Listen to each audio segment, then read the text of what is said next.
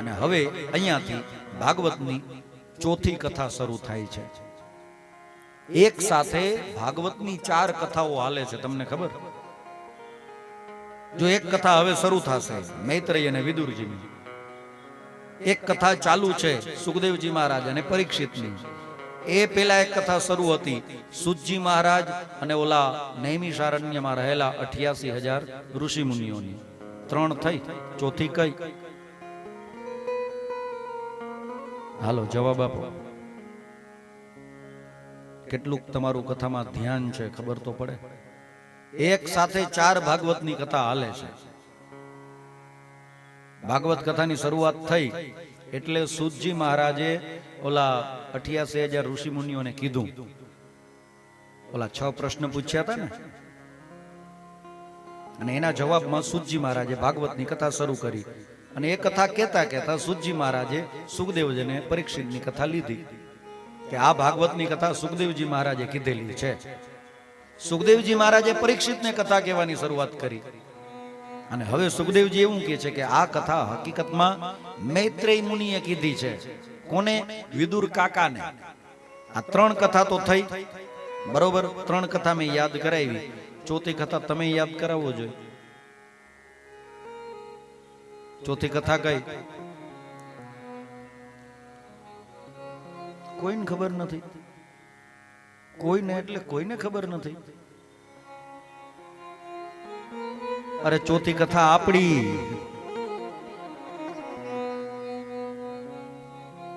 આપણી કથા શરૂ થઈ એટલે અમે કથા કહેવાનું શરૂ કર્યું। અને કથા શરૂ થઈ ત્યારે શું કીધું કે એક વખત નૈમિષારણ્યમાં 88,000 ઋષિ મુનિઓ ભેળા થયા, જેમણે એમના ગુરુદેવ સુતજી મહારાજને 6 પ્રશ્નો પૂછ્યા। આપણી કથાની શરૂઆત થઈ ગઈ। પછી નૈમિષારણ્યમાં કથા હાલતી હતી, સુતજી મહારાજ કથા કહેતા હતા અને 88,000 ઋષિ મુનિઓ કથા સાંભળતા હતા। અને ત્યાં સુતજી મહારાજે એવું કીધું કે આ કથાના મૂળ વક્તા સુખદેવજી મહારાજ છે। પરીક્ષિતને શ્રાપ લાગ્યો હતો ત્યારે સુખદેવજી મહારાજે આ ભાગવતની કથા પરીક્ષિતને સંભળાવી હતી। ત્યાંથી ત્રીજી કથા શરૂ થઈ ગઈ। અને હવે સુખદેવજી મહારાજ ગંગા કાંઠે સુકતાલ ક્ષેત્રમાં પરીક્ષિતજી મહારાજને કથા સંભળાવે છે અને કહે છે કે આ કથાના મૂળ વક્તા, કૃષ્ણ કથાના હકીકતના મૂળ વક્તા મૈત્રેય મુનિ છે। અને મૈત્રેય મુનિએ આ કથા વિદુર કાકાને સંભળાવી હતી। એક સાથે 4 ભાગવતની કથાઓ હાલે છે। અને ધ્યાનથી સાંભળજો, છેલ્લા દિવસે એક પછી એક આ 4 કથા વારા ફરતી વિરામ પામશે। જે ક્રમથી શરૂ થઈ એનાથી ઉતરતા ક્રમમાં કથાઓ વિરામ પામે। પેલા મૈત્રેય વિદુરની કથા પૂરી થાય, પછી સુખદેવજી મહારાજ અને પરીક્ષિતની કથા પૂરી થાય, પછી સુતજી મહારાજ અને નૈમિષારણ્યના ઋષિઓની કથા પૂરી થાય, અને પછી આપણી કથા પૂરી થાય।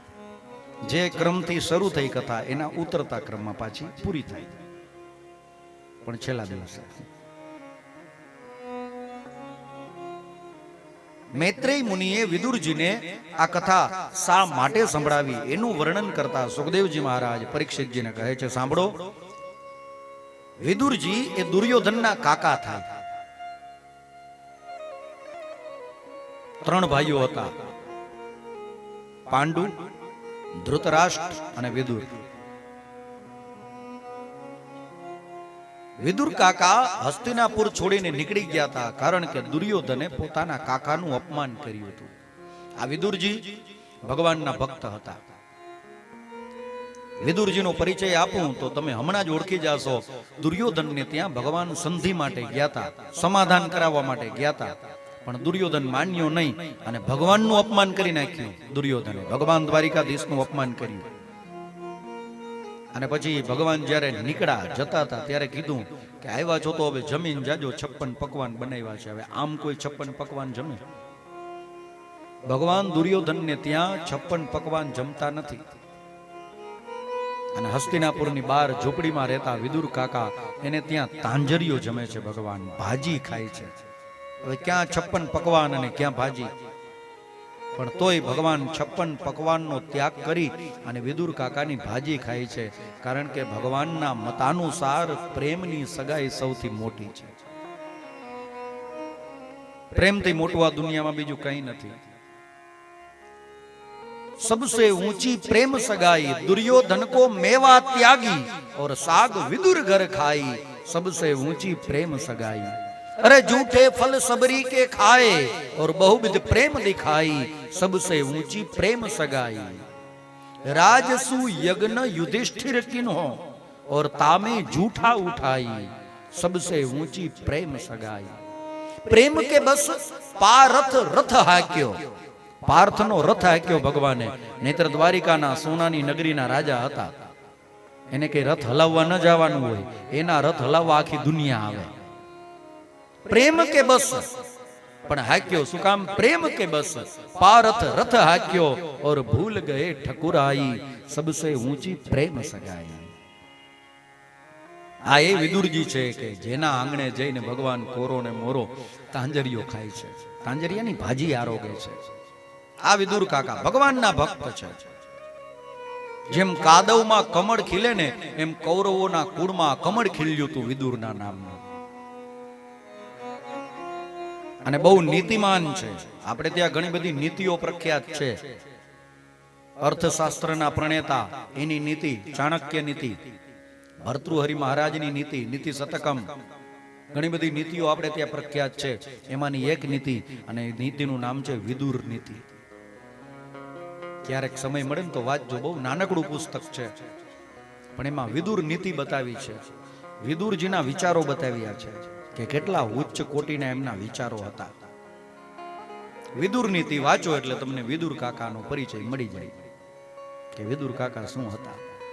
ચાણક્ય નીતિ વાંચો એટલે તમને ખબર પડી જાય ચાણક્ય કોણ હતા અને એના વિચારો કેવા હતા।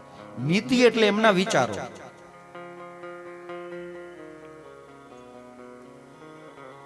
વિદુર કાકા ભગવાનના ભક્ત હતા। દુર્યોધને અપમાન કર્યું હતું ને પછી વિદુરજી તીર્થયાત્રા માટે નીકળી ગયા હતા, અને 36 વર્ષ સુધી વિદુર કાકાએ તીર્થયાત્રા કરી હતી। આજે ભારતમાં જેટલા તીર્થો છે એ તીર્થોની તમે તીર્થયાત્રા કરવા જાઓ ને એટલે 36 વર્ષનો સમય લાગે, પણ નિયમપૂર્વક તમે તીર્થયાત્રા કરો તો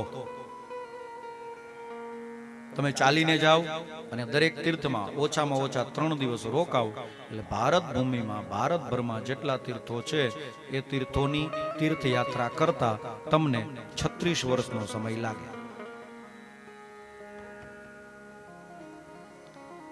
કોઈ પણ તીર્થમાં જાઓ ત્યાં ઓછામાં ઓછા 3 દિવસ રોકાવવું જોઈએ, આવો એક શાસ્ત્રમાં જ છે।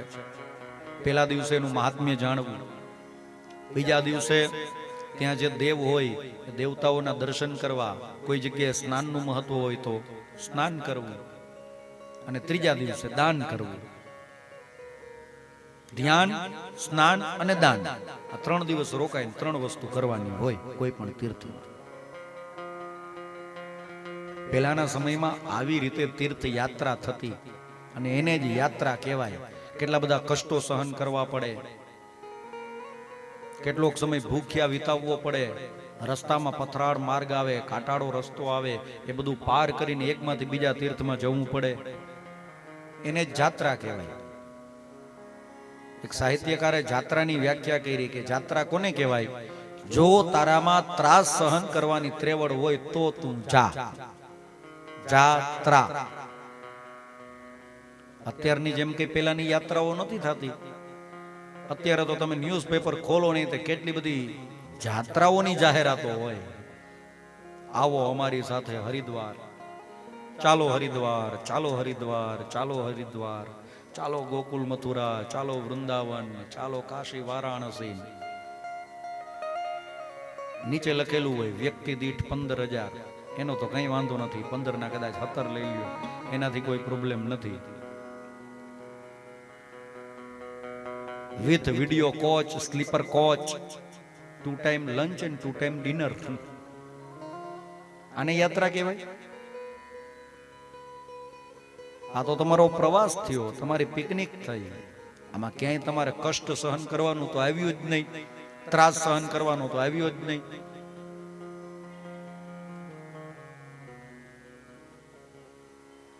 જાત્રામાં જતા હોય ને એટલે થેલા ભરે માણસો। કાલે મેં કીધું તું ને, કપડાના થેલા કરતા નાસ્તા પાણીના થેલા જાજા હોય। 4-5 જાતના ગાંઠિયા હોય, એમાં ચંપાકલી ગાંઠિયા હોય, ભાવનગરી ગાંઠિયા હોય. એ તો ગરમ હોય તો જ મજા આવે. તીખા ગાંઠિયા હોય ને મેથી વાળા ગાંઠિયા હોય, કેટલી બધી જાતના ખાખરા મૂકે. કોકને જીરાના ભાવતા હોય, કોકને મસાલા ભાવતા હોય, કોકને મેથીના ખાખરા ભાવતા હોય. સેવ મમરાઈ 2 જાતના મૂકે, એક તીખા ને મોરા. છોકરાઓ માટે મોરા ને વડીલો માટે તીખા લસણિયા. થેલા ભર્યા હોય, જાણે એમ લાગે કે આ પ્રવાસમાં નીકળ્યા, પિકનિકમાં નીકળ્યા. એ જોઈને તમને લાગે જ નહીં કે આ જાત્રામાં થાય છે. એક વખત સવારે હું મારી નિત્ય પૂજા કરી, રોજ સંધ્યા વંદન કરવાના હોય. સવારે સંધ્યા વંદન કરી અને સૂર્યનારાયણ ભગવાનને અર્ઘ્ય આપવા માટે, સૂર્યનારાયણ ભગવાનને જલ ચડાવવા માટે મારા ઘરની બારે આવ્યો. બારે ઊભો જલ ચડાવતો હતો અને એમાં અમારા શેરીમાંથી એક ભાઈ આવીને મને પગે લાગ્યા કે શાસ્ત્રીજી, જાત્રામાં જાઉં છું, આશીર્વાદ આપો. મેં કીધું તમારી યાત્રા મંગલમય રહે ને ભગવાન તમારું કલ્યાણ કરે. બસ મને કે કઈ વાંધો નહીં, અમારી હમણાં 9 વાગ્યે બસ છે, એમાં નીકળીએ છીએ. બસ મેં કીધું પ્રસ્થાન કરો, ભગવાન તમારું કલ્યાણ કરે, તમારી યાત્રા મંગલમય રહે. એ ભાઈ નીકળતા પહેલા પાછા મને પગે લાગ્યા ને ત્યાં તો એના ઉપરના ખિસ્સામાંથી ઓલા મેં નહોતું કીધું તમને 52 શ્લોકોના ગીતાજી એ પડ્યા નીચે મારા પગમાં. એકદમ જાત્રામાં જાઓ છો, મજા કરવા જાઓ છો? અરે આ તો ખાલી ટાઈમ પાસ માટે ભેગા લઈ જાય. ટ્રેનમાં ટાઈમ ન જાય ને તો આ કૂટવા થાય. હવે તમે મને જવાબ આપો, આની યાત્રા કહેવાય? આને જાત્રા કહેવાય? જાત્રા એને કહેવાય કે જો તમારામાં ત્રાસ સહન કરવાની ત્રેવડ હોય ને તો તમે જાઓ. અને વિદુરજીએ આવી જાત્રા કરી છે, 36 વર્ષ સુધી યાત્રા કરી. અને એવામાં યમુનાના કાંઠે પહોંચ્યા છે. નમામી યમુનામહમ સકલ સિદ્ધિ હેતુમ મુદા મુરારી પદ પંકજ સ્ફુરદ મંદરેણુત્કટામ તટસ્થ નવ કાનન પ્રકટ મોદ પુષ્પાંબુના સુરાસુરસ પૂજિત સ્મરપિતુ શ્રિયમ બિભ્રતિ. માં યમુનાના કાંઠે પહોંચ્યા વિદુરજી. અને બરાબર એ વખતે વિદુરજીને ઉદ્ધવજી મહારાજ મળ્યા છે યમુનાના કાંઠે. ઉદ્ધવજી મહારાજ અને વિદુરજી મળ્યા, એકબીજાને પ્રણામ કર્યા, વંદન કર્યા. વિદુરજી ઉદ્ધવજીને પૂછે છે કે આપ આ બાજુ કેવી રીતે? તો ઉદ્ધવજી હવે બધી વાત કરે છે, ધ્યાનથી સાંભળજો. ઉદ્ધવજી જ્યારે વિદુરજીને મળ્યા ને એ પહેલા ઉદ્ધવજી મહારાજ ભગવાન દ્વારિકાધીશને મળીને આવ્યા હતા. કઈ જગ્યાએ? પ્રાચીના પીપળે, જ્યાં ભગવાને પોતાના અંતિમ શ્વાસ લીધા, આ ધરાતલ છોડી અને પોતાના નિજ ધામમાં ગમન કર્યું. પ્રાચીના પીપળે ભગવાન દ્વારિકાધીશ ઉદ્ધવજી મહારાજને ઉપદેશ આપે છે. ઉદ્ધવજીએ કેટલા બધા સવાલો પૂછ્યા છે ભગવાનને, અને ભગવાને બધાના જવાબ આપ્યા છે. શાસ્ત્રોમાં આ પ્રસંગને નામ આપવામાં આવ્યું છે ઉદ્ધવ ગીતા. આપણે ત્યાં ઘણી બધી ગીતાઓ છે. કપિલ ગીતા છે, અવધૂત ગીતા છે, કપિલ ગીતા છે, શ્રીમદ ભગવત ગીતા છે. પ્રાચીના પીપળે ભગવાન દ્વારિકાધીશે ઉદ્ધવજી મહારાજને જે જ્ઞાન આપ્યું એ છે ઉદ્ધવ ગીતા. જ્ઞાન આપી તો દીધું, પણ પછી ભગવાન દ્વારિકાધીશે ઉદ્ધવજી મહારાજને કીધું, ધ્યાનથી સાંભળજો, કે અહીંયાથી તમે નીકળો ને પછી વિદુર કાકાને મળજો. હવે હું આ પૃથ્વી છોડીને જાઉં છું. આ સમાચાર એમને આપવાના છે, પણ પહેલા એમને કથા સંભળાવજો, કૃષ્ણ કથા સંભળાવજો. એમનું હૃદય શાંત થાય, એમનું ચિત્ત શાંત થાય, પછી સમાચાર આપજો કે હવે હું આ પૃથ્વીમાં નથી. કારણ કે વિદુરજી મારા ભક્ત છે. તમે એક જ ઝાટકે ખરાબ સમાચાર આપશો તો કદાચ એ સહન નહીં કરી શકે. આ વિવેક બુદ્ધિ છે. ખરાબ સમાચાર આપવામાં જરાય ઉતાવળ નહીં કરવાની. જોવાનું કે સામેવાળો માણસ આ સમાચાર સહન કરી શકશે કે નહીં. અને સારા સમાચાર આપવામાં જરાય મોડું નહીં કરવાનું, એ તરત આપી દેવાના.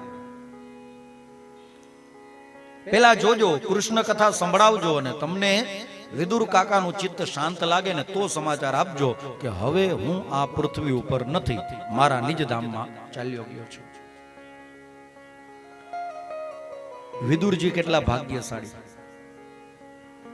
દુનિયામાં જેટલા પણ માણસો પોતાના અંતિમ શ્વાસ લેતા હોય, માણસોનો છેલ્લો સમય હોય, ત્યારે માણસો ભગવાનને યાદ કરે, દ્વારિકાધીશને યાદ કરે. તમે વિચાર તો કરો, ભગવાન દ્વારિકાધીશે પોતાના છેલ્લા સમયે વિદુર કાકાને યાદ કર્યા છે, વિદુરજીને યાદ કર્યા. કેટલા ભાગ્યશાળી હશે ભગવાન જેને અંતિમ સમયે યાદ કરે છે. તમે વિદુર કાકાને મળજો, ઉદ્ધવજીને કહે છે કથા સંભળાવજો, અને પછી છેલ્લે સમાચાર આપજો કે હવે હું આ પૃથ્વી ઉપર નથી. પછી ઉદ્ધવજી મહારાજ ત્યાંથી નીકળ્યા છે. આ બાજુ પ્રાચીના પીપળે જરા નામનો પારધી આવીને ભગવાનને બાણ મારે છે. ભગવાનના પગમાં તીર સંધાન કરીને તીર છોડે છે. કર્મ કોઈને છોડે નહીં, ભલે ને હોય ભગવાન. પ્રાચી કેરે પીપળે ઓલા ભીલે લીધા હરિના પ્રાણ. ભગવાનનો જ્યારે રામાવતાર હતો ત્યારે ભગવાન રામજી મહારાજે છુપાઈને વાલીને બાણ માર્યું હતું. એ વાલી કૃષ્ણ અવતારમાં જરા નામનો પારધી બન્યો છે અને એણે છુપાઈને ભગવાનને બાણ માર્યું. રામ એવો શેઠ સદ્ધર છે જે પોતાના ચોપડા ચોખ્ખા રાખે. ભગવાનના ચોપડે કોઈના હિસાબ કિતાબ બાકી ન રહી, કોઈનું માથે ન રાખે મુરારી, એ તો વ્યાજ સાથે આપે વનમાળી. રામ અવતારમાં જેટલા જેટલા ઋણ હતા ને એ બધા ભગવાને કૃષ્ણ અવતારમાં ચૂકતે કર્યા છે. આગળ તમે જેમ જેમ કથાઓ સાંભળશો, કૃષ્ણ લીલા સાંભળશો, એક પછી એક પ્રસંગોમાં આવશે. રામ અવતારમાં માં કૈકેયીને બહુ અબજસ મળ્યો, તો કૃષ્ણ અવતારમાં ભગવાને એને જશોદા બનાવીને બહુ જસ અપાવી દીધો. રામ અવતારમાં વાલીને ભગવાને છુપાઈને માર્યો હતો, તો કૃષ્ણ અવતારમાં એ વાલી જરા નામનો પારધી બનીને ભગવાનને તીર મારે. કર્મ કોઈને છોડે નહીં, ભલે ને હોય ભગવાન. આપણે મનથી એવું વિચારતા હોય ને કે હાલો ના કરી નાખો ને, કોણ જુએ છે, કોને ખબર છે. અને આવું વિચારી વિચારીને માણસ અનેક જાતના કર્મ કરી નાખે, પોટલા બાંધી લે. માણસનો સ્વભાવ કેવો છે ખબર? માણસને કરવું છે પાપ, પણ એ પાપનું ફળ નથી જોતું. ફળ જોઈએ છીએ પુણ્યનું, પણ પુણ્ય કરવું નથી. આ માણસોનો સ્વભાવ. પણ તમે જે કર્મ કરશો એ તમે ભોગવશો. આપણે બધા જે કર્મ કરીએ બધા ભોગવીશું. ત્રિભિર વર્ષે ત્રિભિર માસે ત્રિભિર પક્ષે ત્રિભિર દિને અત્યુત્કટે પાપ પુણ્યે રિહૈવ ફલમસ્નુતે. આપણે જે કર્મ કરીએ ને બધું અહીંયા જ ભોગવીને જવાનું છે. સ્વર્ગ અને નરકમાં જે થવાનું હશે એ થશે, પણ અહીંયા ભોગવવાનું છે. સમયગાળો આપ્યો છે કે તમે સારા કર્મ કરો કે ખરાબ કર્મ કરો, કાં તો તમને એનું ફળ 3 વર્ષમાં મળે, કાં 3 મહિનામાં મળે, કાં 3 પખવાડિયામાં મળે, અને કાં 3 જ દિવસમાં મળે. ત્રિભિર વર્ષે ત્રિભિર માસે ત્રિભિર પક્ષે ત્રિભિર દિને અત્યુત્કટે પાપ પુણ્યે રિહૈવ ફલમસ્નુતે. કર્મ કોઈને છોડતું નથી, ભલે ને ભગવાન હોય. એટલે કીધું કર્મ કોઈને છોડે નહીં, ભલે ને હોય ભગવાન. પ્રાચી કેરા પીપળે ઓલા ભીલે લીધા હરિના પ્રાણ. ભગવાને પોતાનો દેહ છોડ્યો, પોતાના નિજ ધામમાં ગમન કર્યું. ત્યાંથી ઉદ્ધવજી મહારાજ નીકળ્યા છે, યમુનાના કાંઠે આવ્યા. અને યમુનાના કાંઠે ઉદ્ધવજી મહારાજને વિદુર કાકા મળે છે. બંને સંતો મળ્યા, એકબીજાને પ્રણામ કર્યા. અને પછી વિદુર કાકા ભગવાન વિશે પૂછે છે ઉદ્ધવજી મહારાજને. અને પૂછવાથી ઉદ્ધવજી મહારાજ કૃષ્ણ કથા કરે છે, ભગવાન કૃષ્ણના ગુણગાન ગાય છે. ઘણી બધી કથાઓ કીધી, પણ એમણે જોયું કે આજે મેં ટૂંકમાં કથા કીધી ને, કૃષ્ણ કથા સંક્ષિપ્તમાં કીધી, એનાથી વિદુર કાકાનું ચિત્ત શાંત નથી થયું. એટલે મારે આ સમાચાર આપવામાં ઉતાવળ કરવી જોઈએ નહીં. ભગવાને કીધું હતું કે તમારાથી આ ચિત્ત શાંત ન થાય તો તમે વિદુર કાકાને મૈત્રેય મુનિના આશ્રમે મોકલજો અને ત્યાં વિસ્તારપૂર્વક કથા સંભળાવવાનું કહેજો. ઉદ્ધવજી મહારાજે જોયું કે મેં કથા તો કરી પણ સંક્ષિપ્તમાં કરી, અને આનાથી ચિત્ત શાંત નથી થયું. એટલે ઉદ્ધવજી મહારાજ વિદુર કાકાને કહે છે કે મેં તો તમને જે આ કૃષ્ણ કથા કીધી ને એ ટૂંકમાં કીધી ને તમે આટલા રાજી થઈ ગયા, આટલા પ્રસન્ન થઈ ગયા. તમારે આ કથા વિશેષ સાંભળવી હોય, વિસ્તારથી સાંભળવી હોય તો તમે એક કામ કરો, મૈત્રેય મુનિના આશ્રમે જાઓ, એમને વિનંતી કરો કે મને પ્રેમથી અને વિસ્તારથી ભાગવતની કથા સંભળાવો. વિદુરજી મહારાજ કે ભલે, આમ કહી અને ઉદ્ધવજીને પ્રણામ કર્યા અને વિદુરજી હવે સીધા આવ્યા છે મૈત્રેય મુનિના આશ્રમે. મૈત્રેય મુનિએ વિદુરજીનું સ્વાગત કર્યું, સન્માન કર્યું, એમની આગતા સ્વાગતા કરી અને પછી બેઠા છે. બે હાથ જોડીને વિદુરજી મહારાજ મૈત્રેય મુનિને પૂછે છે, મહારાજ મારી ઉપર કૃપા કરો, મારી ઉપર દયા કરો અને મને કૃષ્ણ કથા વિસ્તારથી સંભળાવો. અથથી લઈ અને ઇતિ સુધી કૃષ્ણ કથા સંભળાવો, ભાગવતની કથા સંભળાવો. આવી વિનંતી કરી એટલે મૈત્રેય મુનિ હવે ભગવાનની કથા, કૃષ્ણ કથા, ભાગવત કથા કહેવાનું શરૂ કરે છે. પણ શરૂઆત ક્યાંથી કરી ખબર? જ્યારથી સૃષ્ટિનો પ્રારંભ થયો ને ત્યારથી. દુનિયાની શરૂઆત થઈ ત્યારથી લઈ અને ભગવાન પ્રાચીના પીપળે પોતાનો દેહ વિલીન કરીને પોતાના નિજ ધામમાં ગમન કરે ત્યાં સુધીની કથા કીધી છે. એટલે એકદમ વિસ્તારથી કથા કીધી છે, બિલકુલ વિસ્તારથી. મૈત્રેય મુનિ કહે છે, સાંભળો વિદુરજી, હું તમને કૃષ્ણ કથા તો કરું છું, પણ ક્યાંય આડા આવડેથી શરૂઆત નથી કરતો. હું શરૂઆત મૂળમાંથી કરું છું. જ્યારથી આ સૃષ્ટિ બની, જ્યારથી આ દુનિયા બની, ત્યારથી હું આ કથાની શરૂઆત કરું છું. આમ કહી અને સૃષ્ટિની ઉત્પત્તિની કથા કરે છે. સાંભળો વિદુરજી, આ સંસારમાં પહેલા કંઈ નહોતું. દરેક જગ્યાએ જ્યાં જુઓ ત્યાં, બધી જગ્યાએ આ સંસારમાં બધે બસ પાણી, પાણી અને પાણી જ હતું. પાણી સિવાય બીજું કંઈ નહોતું. આ સંસારનું ક્યાંય કોઈએ કલ્પનાય નહોતી કરી. આ પાણીમાં, આ સમુદ્રમાં શેષ નારાયણ ભગવાનની શયન પથારી ઉપર ભગવાન નારાયણ શયન કરતા હતા. ભગવાન સૂતા છે નારાયણ પાણીમાં, શેષ નારાયણ ભગવાનની શયન પથારી ઉપર. અને હવે ભગવાનને જાગવાનો સમય થયો. ભગવાન જાગૃત થયા અને ભગવાનની જાગૃતતા સાથે સાથે ભગવાનની એક ઈચ્છા જાગી છે. ભગવાનને મનથી વિચાર આવ્યો જાગતાની સાથે કે એકોહમ બહુશ્યામ, આ દુનિયામાં હું એકલો છું તો હવે એકમાંથી અનેક થાઉં. આ સૃષ્ટિનો કાળક્રમ, સમય ચક્ર એવું છે કે જ્યારે ભગવાન નારાયણ જાગે ત્યારે સૃષ્ટિની નવી રચના થાય અને જ્યારે ભગવાન સૂવે ત્યારે સૃષ્ટિનો પ્રલય થાય. સમય ગણના હું કહું તો છું, યાદ રહીએ તો રાખજો અને યાદ ન રહીએ તો કંઈ વાંધો નહીં. ગૌરવ તો લેજો જ કે આપણે ત્યાં સમય ગણનાની કેટલી ચોકસાઈ આપેલી છે. સમય ગણનાનો ક્રમ એવો છે ભાઈ કે તમે એક વખત આમ આંખ ઝબકાવો ને, આ આંખ ઝબકાવવામાં જેટલો સમય લાગે ને એને એક નિમેષ કહેવાય. એક વખત આંખ ઝબકાવો ને જેટલો સમય લાગે એને, એ સમયનું નામ છે નિમેષ. એનું પરિમાણ છે, આ એનું માપ છે. આવી 15 નિમેષ થાય ત્યારે એક કાષ્ઠા થાય. 15 વખત આંખ ઝબકાવો ને જેટલો સમય લાગે એને એક કાષ્ઠા કહેવાય. આવી 30 કાષ્ઠા પૂરી થાય એટલે એને એક કલા કહેવાય. 30 કાષ્ઠા એક કલા પૂરી થાય. આવી 12 કલા પૂરી થાય ત્યારે એક મુહૂર્ત પૂરું થાય. આવા 30 મુહૂર્ત પૂરા થાય ત્યારે એક દિવસ પૂરો થાય.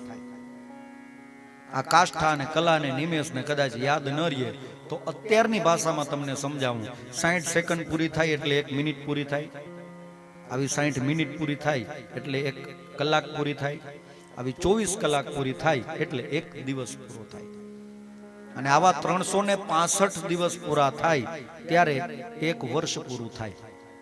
આપણું 1 વર્ષ પૂરું થાય. હવે આ પૃથ્વીની વાત. હવે સીધા પહોંચીએ સ્વર્ગ લોકમાં. અહીંયા આપણી પૃથ્વી ઉપર 1 વર્ષ પૂરું થાય ને એટલે સ્વર્ગમાં ઇન્દ્રનો 1 દિવસ પૂરો થાય. અહીંયા 1 વર્ષ, ત્યાં 1 દિવસ. અહીંયા 365 વર્ષ પૂરા થાય ત્યારે ઇન્દ્રનું 1 વર્ષ પૂરું થાય. અહીંયા 365 વર્ષ, સ્વર્ગમાં ઇન્દ્રનું 1 વર્ષ. અને આ ઇન્દ્રનું 1 વર્ષ પૂરું થાય ને એને એક દેવ વર્ષ કહેવાય. આવા 1000 દેવ વર્ષ પૂરા થાય ત્યારે પૃથ્વી ઉપર કળિયુગ પૂરો થાય. 2000 દેવ વર્ષ પૂરા થાય ત્યારે પૃથ્વી ઉપર દ્વાપર યુગ પૂરો થાય. આવા 3000 દેવ વર્ષ પૂરા થાય ત્યારે પૃથ્વી ઉપર ત્રેતા યુગ પૂરો થાય. અને 4000 દેવ વર્ષ પૂરા થાય, ઇન્દ્રના 4000 વર્ષ પૂરા થાય ત્યારે પૃથ્વી ઉપર સત્યયુગ પૂરો થાય. અને ઇન્દ્રના 4000 વર્ષ પૂરા થાય, ત્રેતાયુગના 3000 વર્ષ, 2000 વર્ષ ને 1000 વર્ષ, આ 4 યુગ પૂરા થાય ને ત્યારે એક મહાયુગ પૂરો થયો એમ કહેવાય. આવા 14 મહાયુગ પૂરા થાય ત્યારે એક મનુ પૂરો થાય, એક મન્વંતર પૂરો થાય. આવા 14 મન્વંતર પૂરા થાય ત્યારે એક કલ્પ પૂરો થાય. આવા 14 કલ્પ પૂરા થાય ત્યારે એક સવન પૂરું થાય. આવા 9000 સવન પૂરા થાય ત્યારે એક કાલમાન પૂરું થાય. અને આવા 9000 કાલમાન પૂરા થાય ને ત્યારે બ્રહ્માજીનો એક દિવસ પૂરો થાય. અને આવા બ્રહ્માજીના જ્યારે 1000 વર્ષ પૂરા થાય ત્યારે ભગવાન વિષ્ણુની આંખનો એક પલકારો થાય.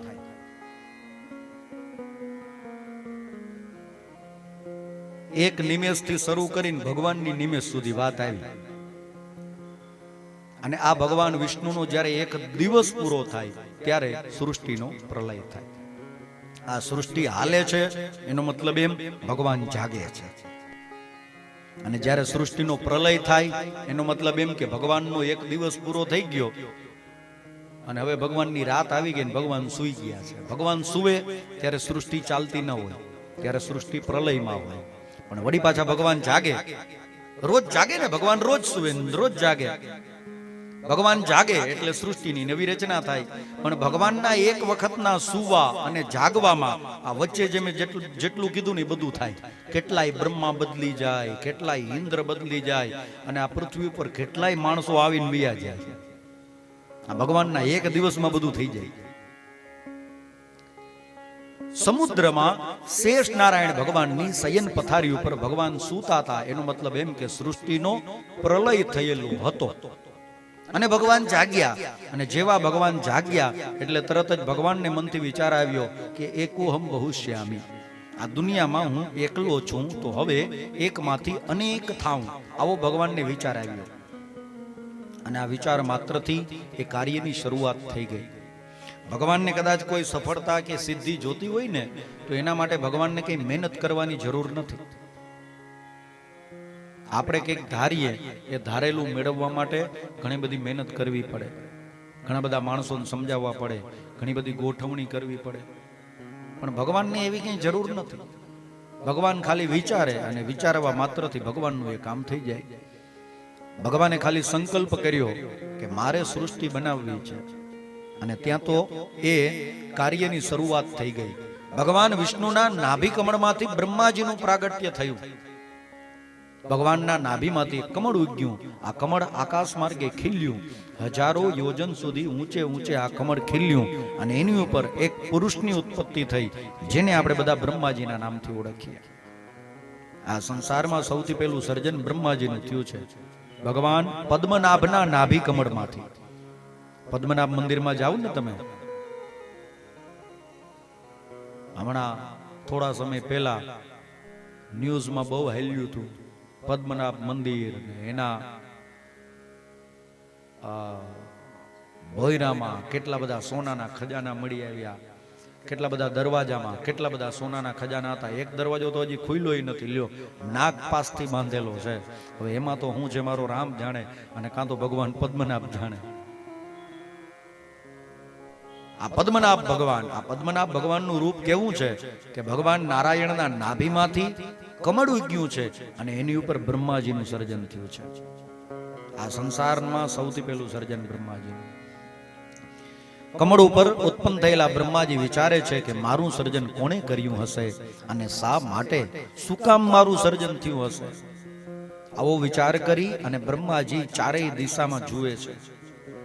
4 દિશામાં જોયું તો બ્રહ્માજીને 4 મુખ થયા. ચારેય દિશામાં એક એક મુખ.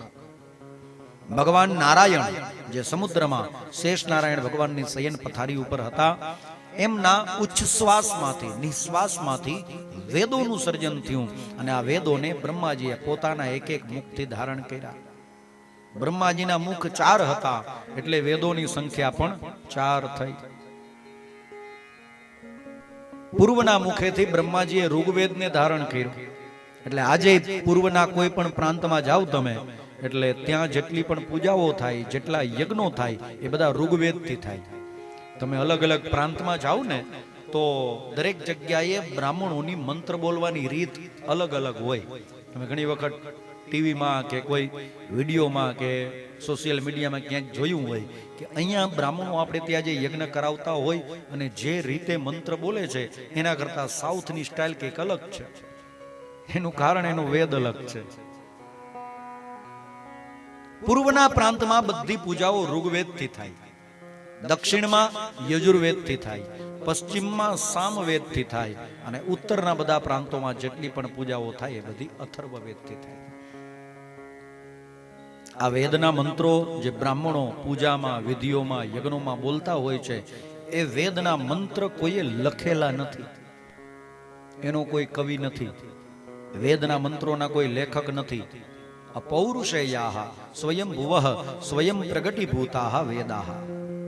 વેદ અપૌરુષેય છે, એને કોઈએ બનાવેલો નથી. વેદ આપમેળે પ્રગટ થયો છે. ભગવાનના પ્રાણ છે, ભગવાનનો શ્વાસ છે, ભગવાનના શ્વાસમાંથી વેદોનું સર્જન થયું છે. અને એટલા માટે વેદોના મંત્રોમાં કોઈ પણ માણસને એક રાયના દાણા જેટલોય ફેરફાર કરવાનો અધિકાર નથી.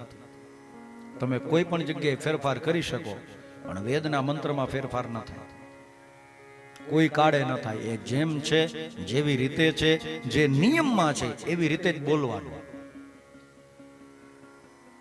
એટલા માટે તો આપણે ત્યાં ના પાડી છે કે બ્રાહ્મણેતર વર્ણ સિવાય કોઈએ વેદના મંત્રો બોલવા નહીં. વેદનું જ્ઞાન લઈ શકો, એના સમાન બીજા ઘણા બધા ગ્રંથો લખ્યા છે, એમાંથી તમે વેદ સમાન જ્ઞાન લઈ શકો પણ વેદના મંત્રો બોલી ન શકો. શું કામ?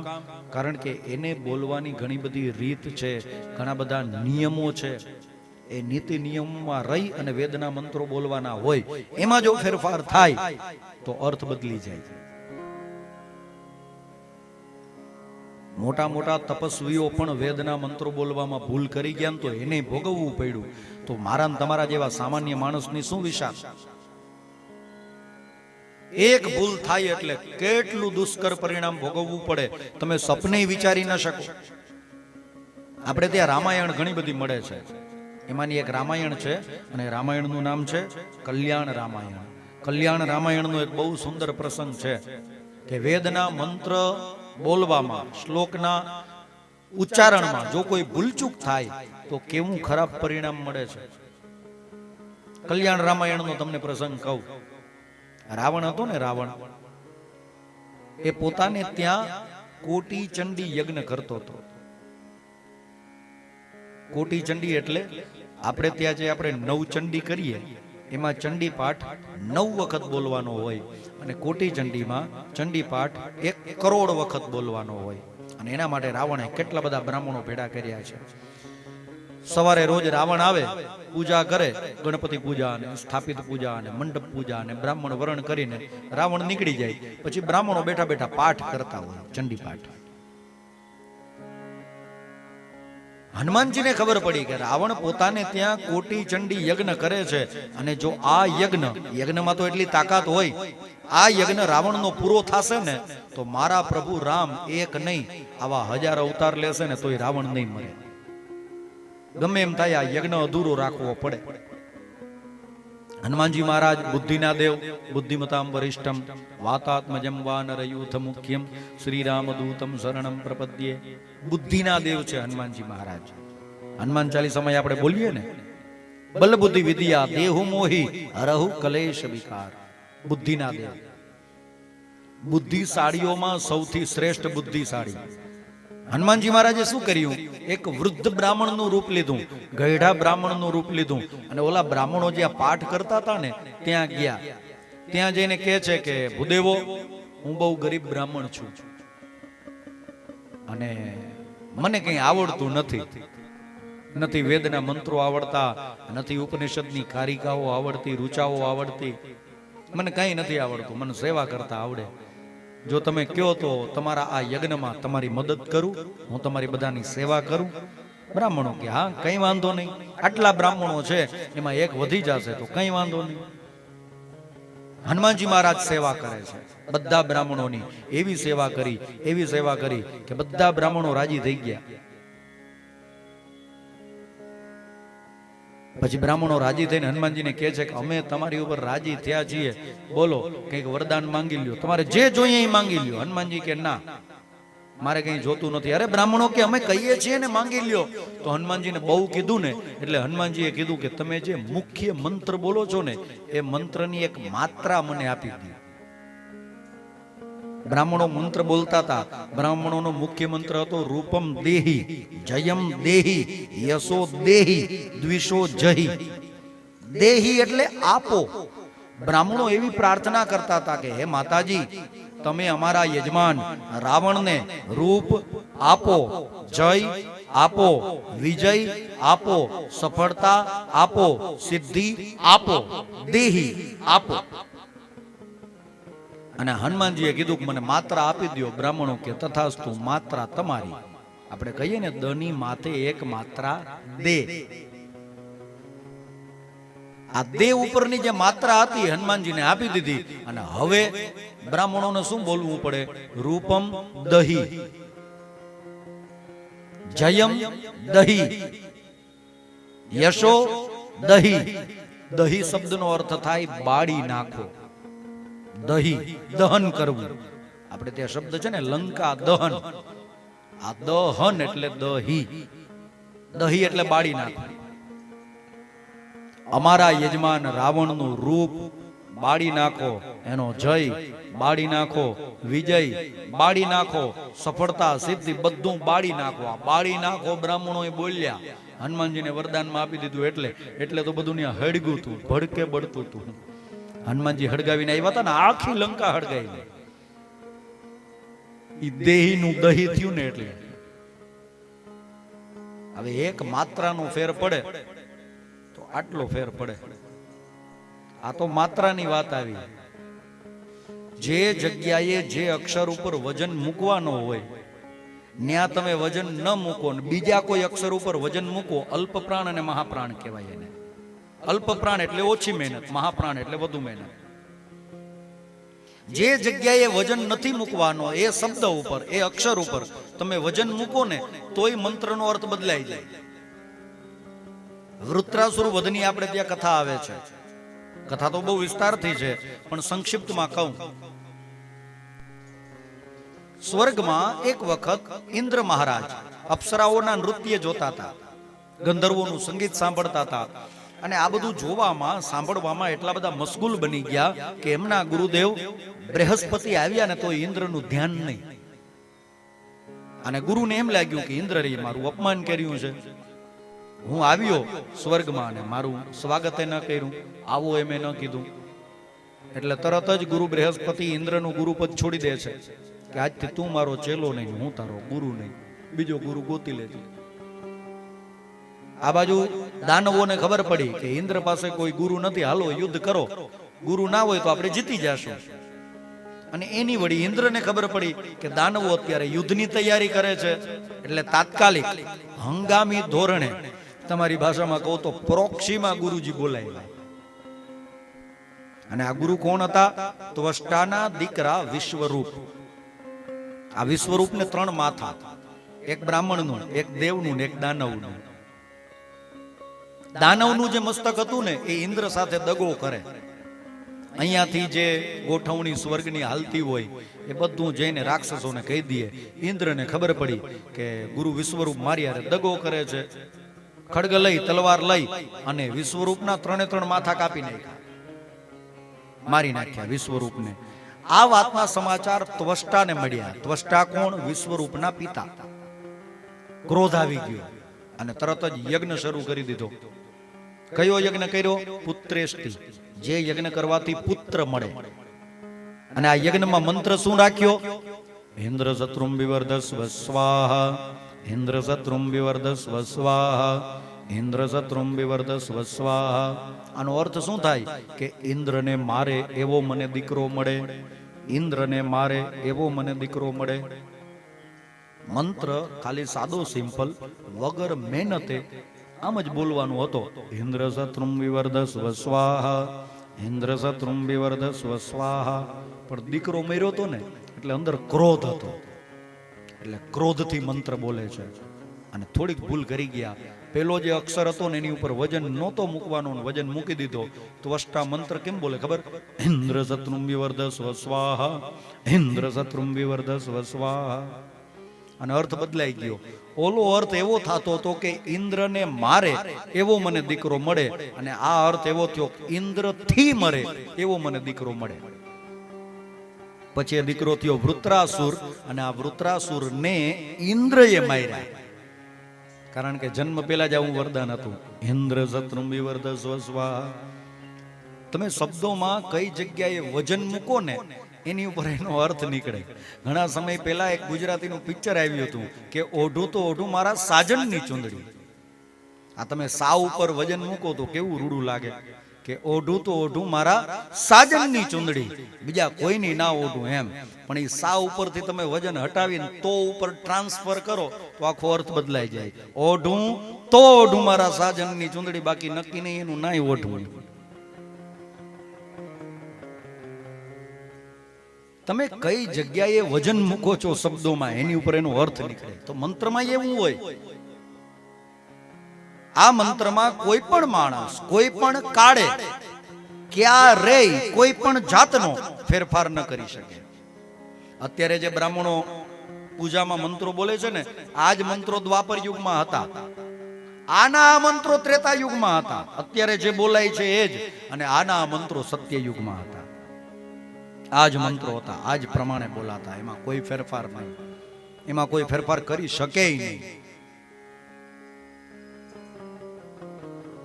તમારે સાંભળવા છે? આમ વૈદિક મંત્રો બોલાતા હોય તો આખું આમ વાતાવરણ કેવું લાગે, તમારે સાંભળવું છે? હાલો તમને એક નાનકડું સૂક્ત છે એ સંભળાવીએ. વૈદિક મંત્રો બોલાતા હોય, તમે ખાલી આંખ બંધ કરી અને એ વાતાવરણ ફીલ કરજો કે આ વૈદિક મંત્રો ખરેખર શુદ્ધ ઉચ્ચારણથી બોલાતા હોય તો તમને કેવું ફીલ આવે છે, તમને કેવી ફિલિંગ્સ આવે છે. હરિ ઓમ બ્રાહ્મણોસ્ય મુખમાસીદ બાહુ રાજન્યા કૃતા પૂરો તદસ્ય જદવૈસ્યા અદ્વ્યાકુશૂદ્રો અજાયત ચંદ્રમા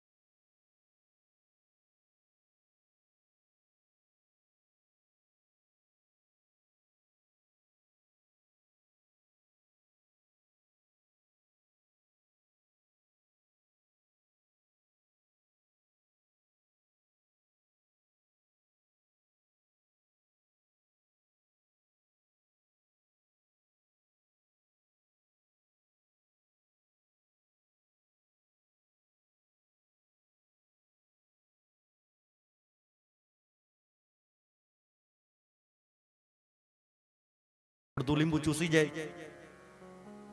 જો આટલું બોલ્યો તો કેટલાને મોઢામાં પાણી આવી ગયું. આ ઉર્જા કામ કરે છે, શબ્દો કામ કરે છે. શબ્દોમાંથી થતી ઉર્જા એ આપણને ફીલ થાય. આપણે જે બોલીએ એમાંથી ઉર્જા ઉત્પન્ન થાય. અને આજનું વિજ્ઞાન પણ સ્વીકારે છે કે આ દુનિયાની સૌથી વધુ ઉર્જા આપણા ભારત દેશના વૈદિક ગાયત્રી મંત્રમાં છે. ગાયત્રી મંત્રમાં જેટલી ઉર્જા સમાયેલી છે આટલી ઉર્જા બીજી એકેય વસ્તુમાં નથી. આપણું જે આ દિમાગ હોય ને, મગજ, કોઈ પણ માણસનું મગજ 100% કામ ન કરતું હોય. આલ્બર્ટ આઇન્સ્ટાઈન અત્યાર સુધીમાં સૌથી હાઈ લેવલનો જેમનો આઈક્યુ માનવામાં આવ્યો છે, એ એમ કહેતા કે એમનું મૃત્યુ થયું ને પછી એમના દિમાગનું પરીક્ષણ કરવામાં આવ્યું હતું. એમનું મગજ કાઢી લીધું હતું. આલ્બર્ટ આઇન્સ્ટાઈને મગજ કાઢી અને વૈજ્ઞાનિકોએ રિસર્ચ કર્યું ત્યારે ખબર પડી કે આલ્બર્ટ આઇન્સ્ટાઈન જેનો આઈક્યુ લેવલ અત્યાર સુધીમાં સૌથી વધુ હાઈ લેવલનો માનવામાં આવ્યો છે, એ આલ્બર્ટ આઇન્સ્ટાઈનનું મગજ માત્ર ને માત્ર 0.01% જ યુઝ થયું હતું. એટલું જ વપરાયેલું હતું. 99.99% દિમાગનો આલ્બર્ટ આઇન્સ્ટાઈને ઉપયોગ જ નહોતો કર્યો.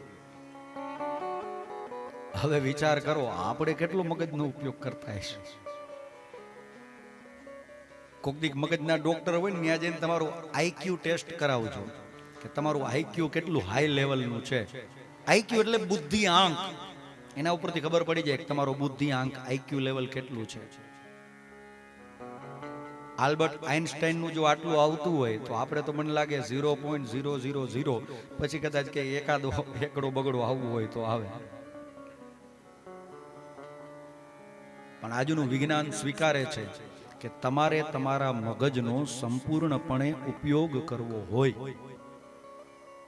દિમાગમાં જેટલું પણ જે જગ્યાએ લોહી પહોંચે છે, દિમાગના જે હિસ્સાઓ છે, એ બધી જગ્યાને જાગૃત કરવી હોય તો એના માટેનો સૌથી શ્રેષ્ઠ ઉપાય છે ગાયત્રી મંત્ર. આ ગાયત્રી મંત્રનો ઉપયોગ કરી વૈજ્ઞાનિકોએ પ્રયોગ કરેલા છે. માણસોના આઈક્યુ લેવલ સાવ બિલકુલ લો હતા, એ હાઈ થઈ ગયા છે. પ્રયોગો કરેલા છે. પ્રયોગ સિદ્ધ વાત છે, જેમ તેમ નથી. દુનિયાની સૌથી વધુ ઉર્જા ગાયત્રી મંત્રમાં છે. એવા તો અનેક મંત્રો છે આપણે ત્યાં, જે મંત્રોમાંથી ઉર્જા ઉત્પન્ન થાય છે. આ મંત્રો જેમ છે એમને એમ બોલવાના હોય, એમાં ક્યારેય કોઈ ફેરફાર ન કરી શકે. બ્રહ્માજીએ વેદોને ધારણ કર્યા. ઉપર જોયું ત્યાં કોઈ ન દેખાયું, નીચે જોયું નીચે ભગવાન વિષ્ણુ હતા ખરા, પણ બ્રહ્મા અને વિષ્ણુ વચ્ચે હજારો યોજનનું અંતર હતું. એટલે ઉપરથી બ્રહ્માજી નીચે ભગવાન વિષ્ણુને જોઈ ન શક્યા. પણ હા, બ્રહ્માજી જે કમળ ઉપર બેઠા હતા ને, એ કમળની દાંડલી નાડચું બ્રહ્માજીને દેખાણું. એટલે બ્રહ્માજી સમજી ગયા કે આ કમળની જ્યાંથી ઉત્પત્તિ થઈ છે, મારી ઉત્પત્તિ પણ ત્યાંથી જ થયેલી હોવી જોઈએ. કમળની દાંડલી અને દાંડલીએ બ્રહ્માજી નીચે ઉતરે છે. 50 વર્ષ સુધી બ્રહ્માજી નીચે ઉતરા, પણ એનો છેડો ના આવ્યો. વળી પાછા બ્રહ્માજી કમળ ઉપર ગયા, કમંડલમાંથી હાથમાં જલ લીધું અને સંકલ્પ કર્યો કે જે કોઈ પણ દેવી, શક્તિ, તત્વ કે પદાર્થ મને ઉત્પન્ન કરનાર હોય એમના માટે હું તપ કરું છું, એ આવીને મને પ્રસન્ન થાય. આવો સંકલ્પ કરી અને બ્રહ્માજીએ તપનો પ્રારંભ કર્યો છે. પરમાત્માનું સ્મરણ કરી, ભગવાનને યાદ કરી અને તપ કરે છે, ભગવાનનું નામ લે. હે શ્રીમન નારાયણ નારાયણ હરિ હરિ, શ્રીમન નારાયણ નારાયણ હરિ હરિ, શ્રીમન નારાયણ નારાયણ હરિ હરિ, શ્રીમન નારાયણ નારાયણ હરિ હરિ.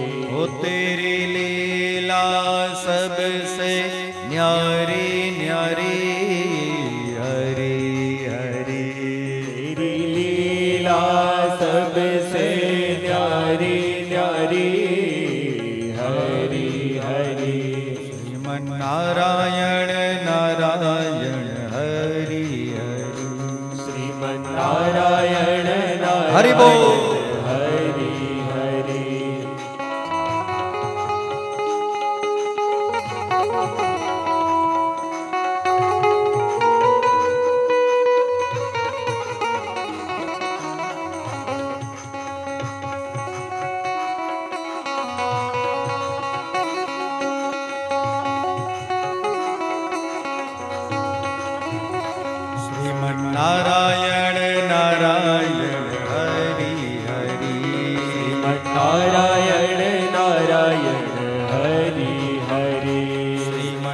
નારાયણ નારાયણ હરિ હરિ શ્રીમન્નારાયણ નારાયણ હરિ હરિ ओ तेरी लीला सबसे न्यारी न्यारी हरि हरि तेरी लीला सबसे न्यारी न्यारी हरि हरि ओ तेरी लीला सबसे न्यारी न्यारी हरि हरि तेरी लीला सबसे न्यारी न्यारी हरि हरि लक्ष्मी नारायण नारायण हरि हरि लक्ष्मी नारायण नारायण हरि हरि लक्ष्मी नारायण नारायण हरि हरि लक्ष्मी नारायण नारायण हरि हरि बोल श्री राधे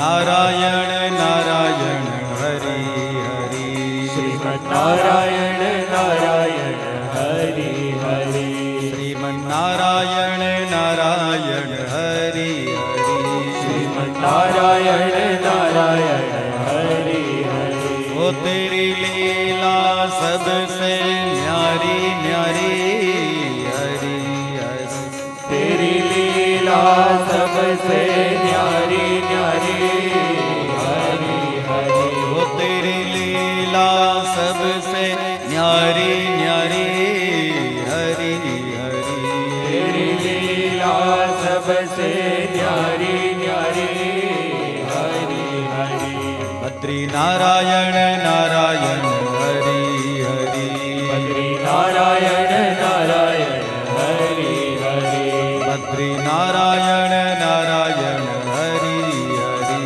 बद्री नारायण नारायण हरि हरि भजो हरि हरि भजो हरि हरि भजो हरि हरि भजो हरि हरि श्रीमन्नारायण नारायण हरि हरि श्रीमन्नारायण नारायण हरि हरि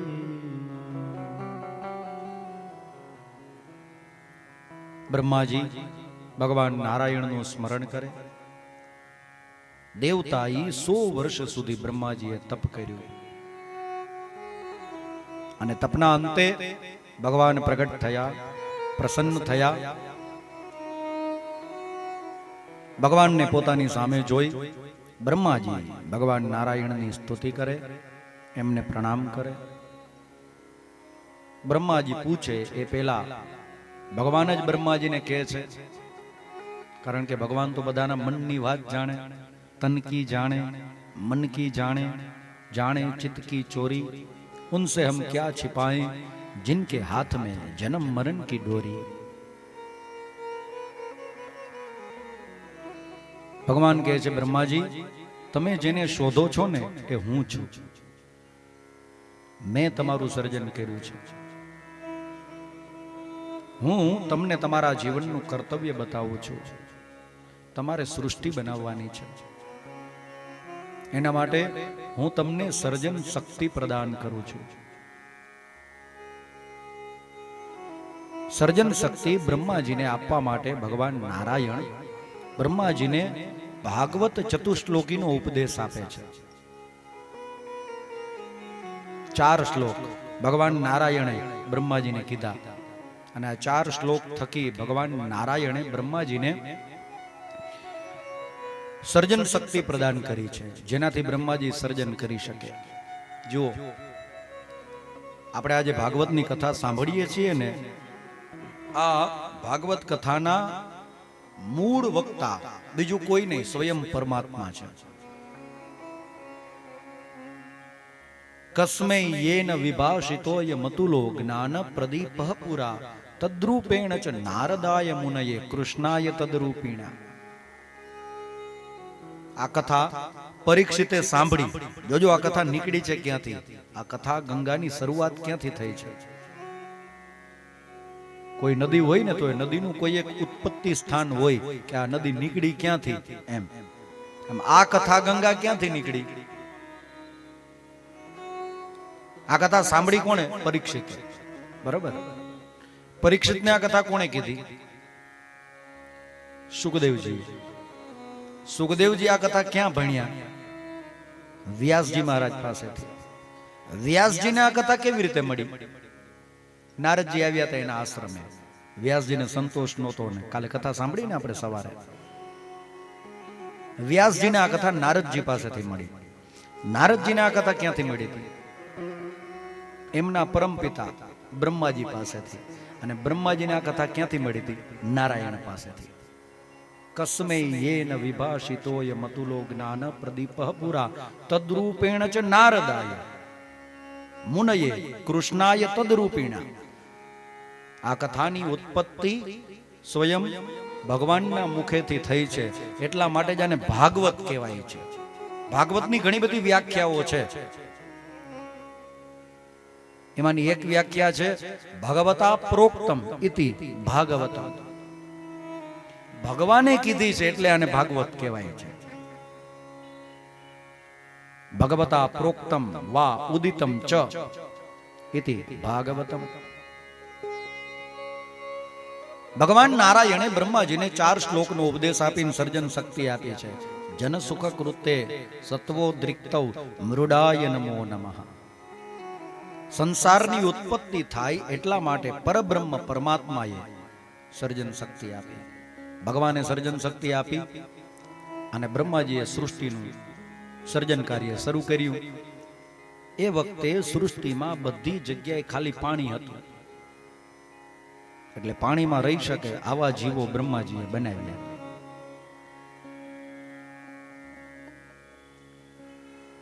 આ સૃષ્ટિના સર્જનથી ભગવાન નારાયણને પૂરેપૂરો સંતોષ ન થયો. ભગવાન નારાયણ બ્રહ્માજીને કહે છે કે તમે કંઈક બીજી સૃષ્ટિ બનાવો, મૈથુની સૃષ્ટિ બનાવો, માનવ સૃષ્ટિ બનાવો. બ્રહ્માજી કહે પ્રભુ સૃષ્ટિ બનાવું તો ખરો, પણ માણસોને રહેવા માટે પૃથ્વીની જરૂર પડશે. અત્યારે આ પૃથ્વી પાણીના તળિયે છે. જો પૃથ્વી પાણીમાંથી બહાર આવે તો હું વધારે સર્જન કરી શકું. ભગવાન નારાયણ એ વખતે એક અવતાર ધારણ કરે છે, જે અવતારનું નામ છે વરાહ. ભગવાનનું ધડ દેવનું છે અને મુખ ભૂંડનું છે. આગળ 2 વજ્ર સમાન દાંત છે. આવું રૂપ ધારણ કરીને ભગવાન પાણીના તળિયે જાય છે. એક દૈત્ય જેનું નામ છે હિરણ્યાક્ષ આ પૃથ્વીનું હરણ કરીને લઈ ગયો છે. આ હિરણ્યાક્ષ બીજું કોઈ નહીં, પૂર્વ જન્મમાં ભગવાનનો જ દ્વારપાળ હતો. વૈકુંઠમાં ભગવાનના વૈકુંઠ દ્વારના 2 દ્વારપાળ અને એનું નામ જય અને વિજય. એક વખત ભગવાનના દર્શન કરવા માટે સનત કુમારો આવે છે અને જય વિજય અંદર જવા નથી દેતા. આપણામાં કહેવત છે ને કે ચા કરતા કેટલી વધારે ગરમ હોય અને સૂરજ તપે એના કરતા તો રેતી વધારે તપતી હોય. અંદર જવા નથી દેતા અને સનત કુમારો ક્રોધે ભરાઈને શ્રાપ આપે છે કે અમને ભગવાનના દર્શન કરતા આજ દિવસ સુધી કોઈએ રોક્યા નથી, તમે રોકવા વાળા કોણ? અમે તમને શ્રાપ આપીએ છીએ કે તમારે 3 વખત દૈત્ય યોનિમાં જન્મ લેવો પડશે. જય વિજય પછી તો માફી માંગે છે. અને આ તો સનત કુમારો કરુણાના અવતાર, તરત કરુણા કરે છે, કૃપા કરે છે અને કહે છે કે દૈત્ય યોનિમાં તમારો જન્મ તો થશે, પણ દરેક વખતે તમારો ઉદ્ધાર ભગવાનના હાથે થશે. સૌથી પહેલો અવતાર આ જય વિજયનો કયો થયો? હિરણ્યાક્ષ અને હિરણ્યકશિપુ. અને આ બેનો ઉદ્ધાર ભગવાને કર્યો. હિરણ્યાક્ષનો ઉદ્ધાર ભગવાન વરાહ નારાયણે કર્યો અને હિરણ્યકશિપુનો ઉદ્ધાર ભગવાન ઋષિ નારાયણે કર્યો. આ જય વિજયનો બીજો અવતાર તો કે રાવણ અને કુંભકર્ણ, અને આ બેનો અવતાર પ્રભુ શ્રી રામે કર્યો. અને ત્રીજો અવતાર, ત્રીજો જન્મ આ જય વિજયનો શિશુપાલ અને દંતવક્ત્ર, અને આ બેને ભગવાન શ્રી દ્વારિકાધીશે માર્યા. ભગવાનનો દ્વારપાળ હિરણ્યાક્ષ પૃથ્વીનું હરણ કરીને લઈ ગયો હતો, શ્રાપિત હતો એટલે દૈત્ય બન્યો હતો. ભગવાન વરાહ અવતાર ધારણ કરી પાણીના તળિયે પેટાળમાં જાય છે, હિરણ્યાક્ષ સાથે યુદ્ધ કરે. યુદ્ધમાં હિરણ્યાક્ષને હરાવે, એને પરાસ્ત કરે. હિરણ્યાક્ષનો ભગવાને વધ કર્યો અને ભગવાન પોતાના દાંત ઉપર પૃથ્વીને મૂકીને પાણીમાંથી બહાર લઈ આવ્યા છે. ભગવાન વરાહ નારાયણે પૃથ્વીને પાણી ઉપર સ્થિર કરી છે, પોતાની આધાર શક્તિ પ્રસ્થાપિત કરી. શેષ નારાયણ ભગવાનને આજ્ઞા કરી તો શેષ નારાયણ ભગવાને પોતાની ફેણા ઉપર પૃથ્વીને આધાર આપ્યો. 10 દિશાના દેવતાઓનું સર્જન કર્યું, જેને આપણે દિક્પાલ કહીએ. આપણે ત્યાં દિશાઓ 10: પૂર્વ, પશ્ચિમ, ઉત્તર, દક્ષિણ, ઈશાન, અગ્નિ, નૈઋત્ય, વાયવ્ય, ઉર્ધ્વ અને અધ. આમ 10 દિશા, અને 10 દિશાના એક એક દેવ. પૂર્વ દિશાના ઇન્દ્રદેવ, અગ્નિ ખૂણાના અગ્નિદેવ, દક્ષિણ દિશાના યમરાજા, નિરુતિ ખૂણાના નિરુતિદેવ, પશ્ચિમ દિશાના વરુણદેવ, વાયુ ખૂણાના વાયુદેવ, ઉત્તર દિશાના કુબેર ભગવાન, ઈશાન ખૂણામાં ભગવાન મહાદેવજી, આકાશમાં બ્રહ્મા અને પાતાળમાં ભગવાન શેષ નારાયણ. આ 10 દિશાના દિક્પાલોનું સર્જન થયું. ત્યારબાદ બ્રહ્મા અને વિષ્ણુએ મળી આ પૃથ્વી ઉપર હિમાલય, શેત્રુંજય, ગિરનાર, મલયાચલ, વિંધ્યાચલ આવા વિશાલકાય મોટા પર્વતો બનાવ્યા છે. ગંગા, યમુના, કાવેરી, નર્મદા આવી પુણ્ય પવિત્ર નદીઓ બનાવી છે. જે નદીનું તમે ખાલી નામ લ્યો ને તોય પવિત્ર થાવ, આટલી પવિત્ર નદીઓ બનાવી છે. અને પછી બ્રહ્માજીએ સૃષ્ટિ બનાવવાની શરૂઆત કરી છે. અને કેવી સૃષ્ટિ બનાવી! અજોડ, અનુપમ, અદ્વિતીય, જેની કોઈ સાથે સરખામણી ન થઈ શકે.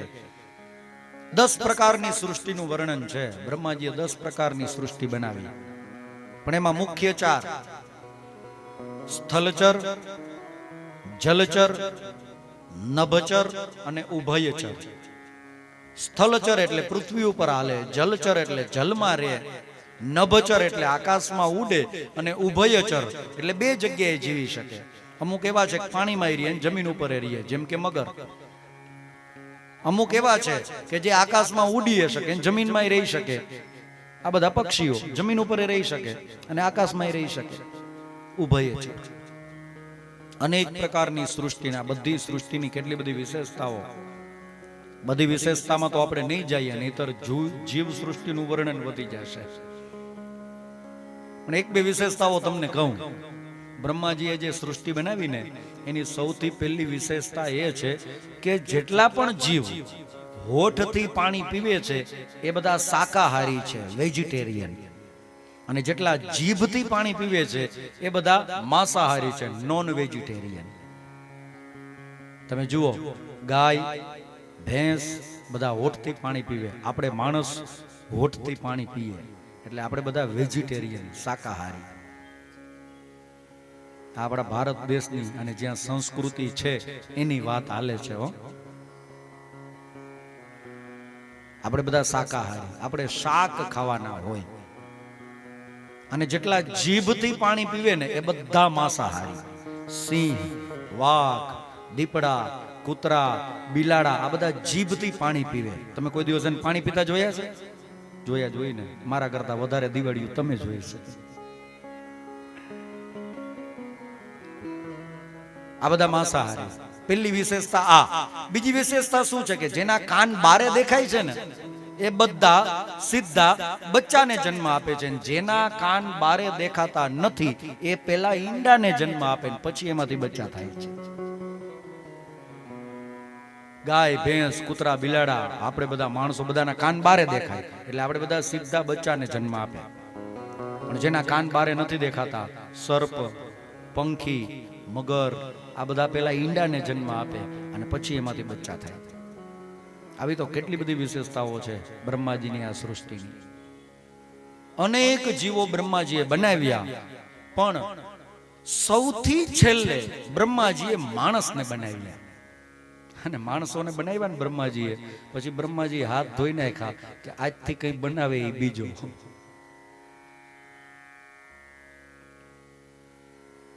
હવે આપણે કઈ બનાવવું નથી, કારણ કે આ મારા હાડા મને બનાવે છે. ઉમાશંકર જોશીના શબ્દો છે ને, મને જોઈને હસવું હજારો વાર આવે છે કે આજે મારા બનાવેલા મને બનાવે છે. ગરીબોના કુબામાં તેલનું ટીપું દોયલું અને અમીરોની કબરો પર ઘીના દીવા થાય છે. મને જોઈને હસવું હજારો વાર આવે છે, આજે મારા બનાવેલા મને બનાવે છે. ફૂલડા ડૂબી જાય છે ને પથરા તરી જાય છે, મને જોઈને હસવું હજારો વાર આવે છે, આજે મારા બનાવેલા મને બનાવે છે. બનાવ્યો માણસો ભગવાન નહીં બનાવે, ભલે ભગવાને દુનિયા બનાવી હોય પણ માણસો ભગવાન નહીં બનાવે. એક નાનકડું ગામડું ગામ, અને ઠાકરની ભગવાન રામની હાંજે આરતી હાલે, ઝાલડી વાગે, નગારાઓ વાગે, શંખ વાગે, શંખના નિનાદ થાય, સરસ મજાની પૂજારી આરતી ઉતારે છે ભગવાન રામની સ્તુતિ ગાતા ગાતા. અને ગામના કેટલા બધા લોકો ત્યાં ઊભા છે, દર્શને આવ્યા છે આરતીના દર્શન કરવા. આ એક ગામડાની મજા હતી હો, ગામડાનો આનંદ હતો. આખું ગામ ગામના ચોરે હાંજે ભેડું થાય, અલક મલકની વાતો કરે. ત્યારે ટીવી નહોતા, મોબાઈલ નહોતા, માણસની આરે માણસ કનેક્ટ હતો. અત્યારે કનેક્ટ તો છે પણ net to net, SIM to SIM, mobile to mobile. કેટલા બધા ગ્રુપમાં માણસ જોઈન્ટ હોય છે, પણ ઘરમાં જે લોકો રહેતા હોય, એની સોસાયટીમાં જે લોકો રહેતા હોય, એનાથી માણસ બહુ દૂર હોય છે, એનાથી બિલકુલ ડિસ્કનેક્ટ હોય છે. માત્ર ને માત્ર મોબાઈલની સાથે કનેક્ટ. પણ પેલા કઈ આવું નહોતું, માણસની હારે માણસ જોડાયેલા રહેતા. સાંજના સમયે ગામના ચોરે બધા માણસો ભેળા થતા અને આરતી થતી. આ ઠાકરની રામની ચોરે આરતી થઈ જાય ને પછી આખું ગામ જમે, ત્યાં સુધી કોઈ જમે નહીં. આ ગામડાની મજા છે, જે અહીંયા વડીલો બેઠા છે, જેણે ગામડામાં પોતાનું અડધું જીવન જીવ્યા છે, બધાને ખબર છે. મને આ બધી વસ્તુનો અનુભવ છે, કારણ કે હું ગામડામાંથી આવું છું. સાંજનો સમય હોય અને જે ધણ ચરવા ગયું હોય, ગાયો ગઈ હોય, એ ગાયો સંધ્યા કાળના સમયે પાછી આવતી હોય. ગામડાનો નિયમ હોય, ધણ આવે પછી ચોરે આરતી થાય ને ચોરે આરતી થઈ જાય પછી બધા જમે, પછી બધા વાડું કરે અને પછી ભગવાનનું નામ લઈ કીર્તન કરતા કરતા બધા આરામ કરે. સવારે વહેલા બ્રહ્મ મુહૂર્તમાં જાગી જાય. આ જીવન સાચું હતું, આ જીવનની મજા હતી. અને આવી બધી વાતો સાંભળીએ ને એટલે આપણને આપણું નાનપણ યાદ આવે. 70, 80 અને 90ના દશકના જે બાળકો છે ને, મને નથી ખબર આગળ સમય કેવો આવશે, અત્યારનો સમય કેવો હશે, એ હું કહી ન શકું. હું તો માત્ર મારી વાત કરું છું કે 70 મેં જે જોયેલું છે એના ઉપરથી, કે 70, 80 અને 90 આ દશકના જે બાળકો છે ને, એ અત્યાર સુધીના ઇતિહાસના સૌથી ભાગ્યશાળી બાળકો કહેવાશે. ભાગ્યશાળી બાળકો. અને મારા મમ્મી પપ્પાની ઉંમરના જે લોકો અહીંયા બેઠા હશે, 50 થી લઈને 60 વર્ષની આસપાસના, આ એક છેલ્લી પેઢી એવી છે કે જેનું કોઈ સોશિયલ એકાઉન્ટ નથી, જેનું ફેસબુકમાં એકાઉન્ટ નથી, જેનું ઇન્સ્ટામાં એકાઉન્ટ નથી. તો તમે બનાવી દીધું હોય છે. મને ખબર ને, મેં મારા મમ્મીને વોટ્સએપ શીખડાવી, એ તો આપણે શીખડાવીએ છીએ. આપણે એને મોબાઈલ આપી દીધા, બાકી એને રાખવા નથી. આ છેલ્લી એક એવી પેઢી છે કે જેનું કોઈ સોશિયલ એકાઉન્ટ નથી. પણ હવે પછીની પેઢીની જેટલી માતાઓ હશે ને, આ બધી માતાઓ સોશિયલમાં બહુ એક્ટિવ હશે. એનું સ્નેપચેટમાં એકાઉન્ટ હશે, એમનું ઇન્સ્ટામાં એકાઉન્ટ હશે, ફેસબુક ને હમણાં તો આ કંઈક વળી નવું આવ્યું, થ્રેડ. વિડીયો જોવા હોય તો ઇન્સ્ટામાં જાઓ ને ફોટા જોવા હોય તો થ્રેડમાં જાઓ. પણ એ જે સમય હતો એ જે નાનપણ હતું 70, 80 અને 90ના દશકનું, ભૂલાતી નથી એ સુખી જિંદગી ને, સુખી જિંદગી હંમેશા હતી જ્યાં ખુશી જિંદગી ને, ખુશી જિંદગી. આપણું નાનપણ યાદ આવી જાય. ઠાકરની આરતી થતી હોય ને બેલ વગાડવા જઈએ, આપણે નાના હોઈએ, પહોંચીએ નહીં તો ઠેકડા મારી મારીને, કૂદકા મારી મારીને બેલ વગાડીએ. બાજુમાં કોઈક મોટું ઊભું હોય તો એને કંઈક જરાક તેડી લઈને મારે વગાડવો છે બેલ. આ આપણું નાનપણ છે. આ નાનપણ કદાચ અત્યારના છોકરાઓને નસીબમાં નહીં મળે, કારણ કે ગામડાઓ ગયા, એ ગામડાની આરતીઓ, માણસની એકબીજા સાથેની કનેક્ટિવિટી, આ બધું ગયું. આ સમય ગયો. અહીંયા જેટલા પણ બેઠા છે, આપણે બધા નાના હતા ને ત્યારે બધા પૂછતા કે મોટા થઈને હું થાવું, મોટા થઈને હું થાવું. કોઈ કહેતું મારે ડોક્ટર થવું, કોઈ કહેતું મારે એન્જિનિયર થવું, કોઈ કહેતું મારે સંગીતકાર થવું, કોઈ કહેતું મારે શાસ્ત્રીજી થવું, કોઈ કહેતું મારે હેમંતભાઈ ભટ્ટજી જેવા જ્યોતિષના બહુ મોટા પ્રંગીટ થવું, કુંડળી જોતા શીખવું છે, કોઈ કહેતું મારે ભાગવત કથાકાર થવું. નાના હતા ત્યારે બધા પૂછતા. હવે મોટા થઈ ગયા, હારું કોઈ પૂછતું નથી, અને પૂછે ને તો કહેવાનું મન થાય કે ફરી પાછું નાના બાળક થવું, ફરી પાછું નાના બાળક. ભૂલાતી નથી એ સુખી જિંદગી ને, સુખી જિંદગી હંમેશા હતી જ્યાં ખુશી જિંદગી ને, ખુશી જિંદગી. અત્યારે પપ્પા મારવા દોડે તો હામાં થાય છોકરાઓ. પેલા પપ્પા મારવા આવતા ને તો મમ્મીની પાછળ છોકરાઓ હંતાઈ જતા અને માં બચાવી લેતા. છોકરાઓને હૈયે હામ રહેતી કે જ્યાં સુધી મારી માં મારી આડે છે ત્યાં સુધી મારો બાપો મને ઝાપટે અડાડી નહીં શકે.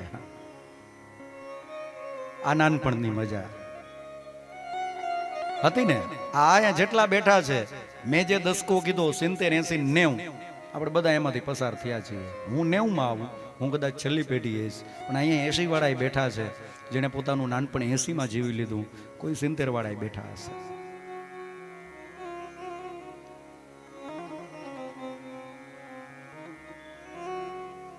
ઠાકરની આરતી હાલતી હતી, સંધ્યાકાળનો સમય. આખું ગામ ચોરે ઊભું છે અને પૂજારીજી રામ સ્તુતિ ગાતા ગાતા સુંદર મજાની ભગવાન રામની આરતી કરે. જેવી આરતી પૂરી થઈ, એક જણો ઊભો ઊભો રડે છે અને રડતા રડતા ભગવાન રામચંદ્રને સામે જોઈને પ્રાર્થના કરે કે હે રામ, મારે ત્યાં કોઈ સંતાન નથી. હે ભગવાન રામ, તમે મને દીકરો દેશો ને તો હું તમને હોનાનો હાર ચડાવીશ, હીરાનો હાર ચડાવીશ.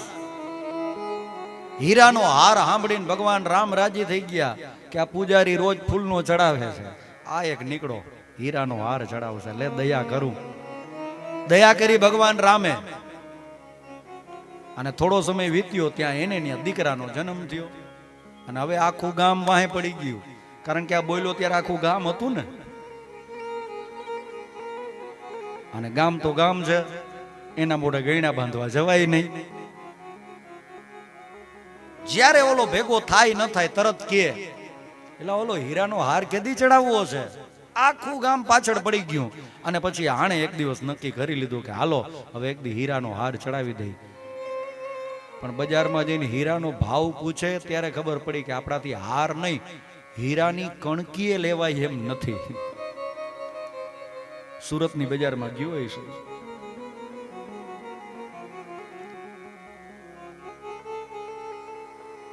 પછી એને વિચાર્યું, આખા ગામને ભેડું કર્યું, ઢોલ નગારા શરણાઈ વાળાને બોલાવ્યા અને ધામે ધૂમે સરઘસ કાઢ્યું છે.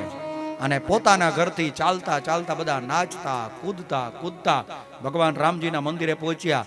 હારે ભાઈનો છોકરો છે, ભગવાનની સામે ઊભો રહી અને કે હે ભગવાન, હે રામ, હે દીન દયાળુ, હે કરુણાના કરતા, મેં તમારી સામે સંકલ્પ લીધો તો કે મારે ત્યાં સંતાનનો જન્મ થાય એટલે હું તમને હીરાનો હાર ચડાવીશ. જુઓ ભગવાન, આ મારો દીકરો, એનું નામ હીરો, એને 10 રૂપિયાનો ફૂલનો હાર પહેરાવ્યો અને ઈ હાર કાઢી અને આ ભાઈએ ભગવાન રામને ચડાવી દીધો કે આ મારો છોકરો હીરો અને આ હીરાનો હાર તમને અર્પણ કરું છું, મારી માનતા માની લેજો.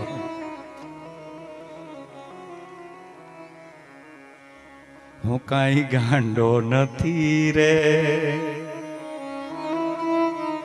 હું કાંઈ ઘેલો નથી રે, હું કાંઈ ગાંડો નથી રે. ભગવાન કેટલા ગાંડા છે? તમને 5 રૂપિયામાં 5 લાખ આપી દે. આ માણસ છે અને માણસ દુનિયાના બનાવનારા ભગવાનને બનાવે. એક સાહિત્યકાર સરસ જોક કરતા હતા, મેં એમની પાસેથી સાંભળેલો કે એક ઝૂ હતું, પ્રાણી સંગ્રહાલય, અને અલગ અલગ બધા પાંજરાઓ હતા. એક જગ્યાએ સિંહનું પાંજરું, કોઈ જગ્યાએ વાંદરાઓના પાંજરા, કોઈ જગ્યાએ વાઘના પાંજરા, કોઈ જગ્યાએ રીંછના પાંજરા, આમ ગોળાકારમાં હતું. અહીંથી તમે એન્ટર થાવ, અહીંથી શરૂ કરો એટલે બધા અલગ અલગ પાંજરાઓ આવે અને અલગ અલગ બધા પ્રાણીઓ તમને જોવા મળે. પણ તમે બહારે નીકળો ને, ત્યાં સૌથી છેલ્લે એક પાંજરું, પણ ત્યાં કોઈ પ્રાણી નહોતું, મોટો અરીસો હતો, મોટો અરીસો, અને ઉપર લખ્યું હતું દુનિયાનું સૌથી ખતરનાક પ્રાણી. એ કોણ હશે? એટલે ભગવાનને કેવું પડે, હું કાંઈ ગાંડો નથી રે, હું કાંઈ ઘેલો નથી. છેલ્લે બ્રહ્માજીએ માનવ સૃષ્ટિ બનાવી છે. બ્રહ્માજીએ પોતાના જમણા પડખામાંથી એક પુરુષની ઉત્પત્તિ કરી અને પોતાના ડાબા પડખામાંથી એક સ્ત્રીની ઉત્પત્તિ કરી. પુરુષની ઉત્પત્તિ બ્રહ્માજીના જમણા અંગમાંથી થઈ છે, એટલે પુરુષનું જમણું અંગ સુકનવંતુ માનવામાં આવે છે, અને સ્ત્રીની ઉત્પત્તિ બ્રહ્માજીએ પોતાના ડાબા પડખામાંથી કરી છે, એટલે સ્ત્રીનું ડાબું અંગ સુકનવંતુ માનવામાં આવે છે. ભાઈઓની જમણી આંખ ફરકે ને એટલે આપણે એમ કહીએ કે કંઈક સુકન થવાના છે, અને બહેનોની ડાબી આંખ ફરકે એટલે આપણે એમ કહીએ કે કંઈક સુકન થવાના છે. જે પુરુષ ઉત્પન્ન કર્યા બ્રહ્માજીએ એ હતા સ્વયંભુવ મનુ મહારાજ, અને જે સ્ત્રી ઉત્પન્ન થયા એ હતા શત્રુપા રાણી. મનુ અને શત્રુપા એ આ સંસારના સૌથી પહેલા મનુષ્ય છે. સ્વયંભુવ મનુ અર શત્રુપા, સ્વયંભુવ મનુ સતરૂપા, जिन ते भये नर सृष्टि अनुपा. स्वयंभुव मनु और सतरूपा, जिन ते भये नर सृष्टि अनुपा. આ અનુપમ નર સૃષ્ટિ આપણે જે જોઈએ છીએ આના મૂળભૂત માતા પિતા મનુ મહારાજ અને શત્રુપા રાણી છે. અહીંયા જેટલા પણ માણસો બેઠા છે, આપણે આપણી આમ પેઢી ગણતા જઈએ, આપણું નામ, પછી પપ્પા, દાદા, પરદાદા, વિપરદાદા, પ્રવિપરદાદા, વૃદ્ધ પ્રવિપરદાદા, આમ એક પછી એક પેઢી ગણતા જાઓ તમે, છેલ્લે આપણા બધાની પેઢી એક જ વ્યક્તિ પાસે પહોંચે, અને એ છે સ્વયંભુવ મનુ. આપણે બધા એક જ મા બાપના સંતાન છીએ, પણ આપણી જાતિ, પેટા જાતિ, જ્ઞાતિ, વર્ણ અલગ અલગ સ્થાપવામાં આવ્યું છે, અને એ પણ માત્ર ને માત્ર સમાજ વ્યવસ્થા માટે, સમાજની વ્યવસ્થા જળવાઈ રહે એટલા માટે આ બધા અલગ અલગ વિભાજન થયા છે. આ વિભાજનમાં ક્યાંય કોઈ પણ જગ્યાએ ઉચ્ચ કે નીચના ભેદ નથી, કારણ કે એક મા બાપના સંતાન હોય તો મા બાપ માટે બધા સંતાનો સમાન જ હોય. બનાવવા વાળાએ ક્યારેય કઈ ભેદ કર્યો જ નથી. આ ભેદ બધા આપણા પાડેલા છે, વાળાઓ બધા આપણા બનાવેલા છે. બનાવવા વાળાએ કોઈ ભેદ નથી કર્યો. એક જ મા બાપના સંતાન. કોઈ બાપને 4 દીકરા હોય, બરાબર, તો એ ચારે ચાર કઈ આખી જિંદગી ભેડા ન રહે. એના લગ્ન થાય, એમના ત્યાં સંતાનો થાય, પછી એકમાંથી 4 પરિવાર બને, 4 દીકરાઓ અલગ થાય. તો મનુ મહારાજે પણ એવું કર્યું છે. એમણે જોયું કે હવે મારો વંશ વેલો વધે છે, એટલે વિભાગ પાડ્યા છે, ખાલી સમાજ વ્યવસ્થા જળવાઈ રહે એટલા માટે 4 વર્ણ બનાવ્યા. અમુક સંતાનો એવા હતા મનુ મહારાજના, એને જોયું કે મારા આ સંતાનોને વેદ મંત્ર પૂજા વિધિ વિધાન બહુ સારું આવડે છે, એટલે એવો એક વિભાગ અલગ રાખ્યો અને એને નામ આપ્યું બ્રાહ્મણ વર્ણ. અમુક સંતાનો મનુ મહારાજે એવા જોયા કે આ બધા લડવામાં બહુ હોશિયાર છે, તલવારબાજી, નિશાનબાજી, યુદ્ધ આ બધું આને બહુ ફાવે છે, સુરવીર છે, એનામાં કંઈક કરી છૂટવાની ભાવના છે, જોમ છે, જુનૂન છે. એવો એક વિભાગ અલગ રાખ્યો અને એને નામ આપ્યું ક્ષત્રિય વર્ણ. અમુક સંતાનો મનુ મહારાજે પોતાના એવા જોયા કે જેમને વાણિજ્ય કરતા આવડે છે, વેપાર કરતા આવડે છે, બીજ વાવતા આવડે છે. કયું બીજ વાવવાથી, એની કેવી માવજત કરવાથી, એમાંથી શું પાક મળે છે, એમાંથી કેવી રીતે અર્થોપાર્જન થઈ શકે, એ જોયું કે આ મારા સંતાનોને આ બહુ સરસ આવડે છે, એટલે એવો એક વિભાગ અલગ રાખ્યો, એને નામ આપ્યું વૈશ્ય વર્ણ. અમુક સંતાનો એવા જોયા મનુ મહારાજે કે મારા આ સંતાનો, મારા આ દીકરાઓ, એની અંદર સેવાકીય ભાવના બહુ સારી છે, સદભાવના બહુ સારી છે, તો એવો એક વિભાગ અલગ રાખ્યો અને મનુ મહારાજે એમને નામ આપ્યું શુદ્ર વર્ણ. આ 4 વર્ણોની ઉત્પત્તિ ભગવાનના અંગમાંથી થઈ છે અને ભગવાનના અંગમાં ક્યારેય કોઈ ઊંચ નીચ હોતી નથી, સારું કે હલકું હોતું નથી. બ્રાહ્મણોસ્ય મુખમાસિદ બાહુરાજન્યઃ કૃતઃ ઉરુ તદસ્ય જદવૈસ્યઃ પદ્ભ્યાગુ શુદ્રો અજાયત. બ્રાહ્મણોની ઉત્પત્તિ ભગવાનના મુખમાંથી થઈ છે. બાહુરાજન્યઃ ક્ષત્રિયોની ઉત્પત્તિ ભગવાનના હાથમાંથી થઈ છે. ભગવાનના સાથળમાંથી વૈશ્યની ઉત્પત્તિ થઈ છે અને શૂદ્રોની ઉત્પત્તિ એ ભગવાનના પગમાંથી થઈ છે. પદ્ભ્યામ ગુશુદ્રો અજાયત. આ 4 વર્ણ છે ભગવાનના શ્રી દેહમાંથી ઉત્પન્ન થયા છે. ભગવાને ગીતામાં કીધું ને, ચાતુર્વર્ણ્યમ મયા સૃષ્ટમ ગુણ કર્મ વિભાગશઃ. મેં ખાલી વિભાગ પાડ્યા છે માણસના ગુણ અને કર્મ પ્રમાણે, એની જ્ઞાતિ, જાતિ, પેટા જ્ઞાતિ, આના વિભાજન થયા છે. મનુ મહારાજ અને શત્રુપા રાણી, એમના વિવાહ થયા, લગ્ન થયા અને એમને ત્યાં 5 સંતાનો થયા છે. ભગવાન નારાયણ, એમાંથી બ્રહ્માજીનું પ્રાગટ્ય અને બ્રહ્માજીએ મનુ શત્રુપા બનાવ્યા. આ મનુ શત્રુપાના વિવાહ થયા અને એને ત્યાં 5 સંતાનો થયા, 2 દીકરા અને 3 દીકરી. જે 2 દીકરા છે એનું નામ છે પ્રિયવ્રત અને ઉત્તાનપાદ, અને જે 3 દીકરીઓ છે એનું નામ છે આકુતિ, દેવહૂતિ અને પ્રસૂતિ. આ 5 નામ તમે યાદ રાખજો, કારણ કે હવે પછીની જે કથા છે ને, એ કથા આ 5 સંતાનોની છે. આજે હવે પછી જેટલી કથા આવશે, આ બધી કથા આ 5 સંતાનોની છે. અને આ 5 સંતાનોને ત્યાં ભગવાને અવતાર લીધા છે. કોઈના કોઈ રીતે, કોઈના કોઈ સ્વરૂપે ભગવાને અવતાર લીધા છે. એટલે નામ પાછા બોલું છું, યાદ રાખજો. પેલા તો એ કયો, કાલનું લેસન કરી આવ્યા કે નહીં? એની પેલા એ કયો કે કાલે શું લેસન હતું, એ યાદ છે? યાદ છે કોઈને? શું લેસન શું હતું કાલનું? બરોબર. આ બાજુ કોઈને? 6 પ્રશ્ન. બરોબર, હાલો, ઈ સાચું. કયા 6 પ્રશ્ન કોને યાદ છે?